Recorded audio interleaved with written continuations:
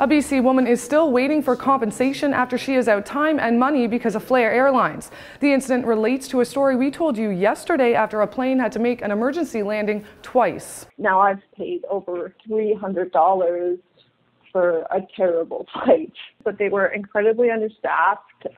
They kept telling us that people had already left the office, so our questions, just basic questions about if we were even going to get home that night, were not answered. Romachek said Air North offered them a flight on their aircraft after they were stuck waiting for over 8 hours. She paid full price for the Air North flight after Flair Airlines promised her she would be reimbursed for her original flight. We got told by Flair Air employees that if we went over to that counter and purchased a ticket, that they couldn't pay for that flight, but we would be reimbursed for our Flair Air flight.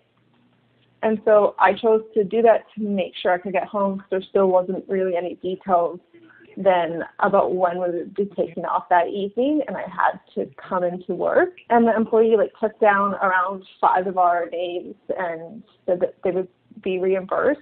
And when I contacted Flair Airlines yesterday, they said that we won't be reimbursed now because the flight still took off last night, but I never would have purchased that ticket, and I'm sure other people wouldn't have if we hadn't been told for sure that we would have a reimbursement for that Flair Air flight.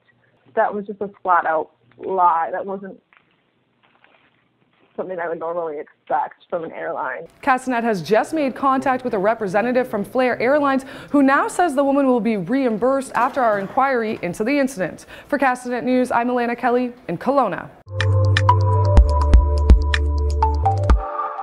Read letters to the editor in our letters section under the opinion button in the yellow masthead. Email your letters to letters@castanet.net.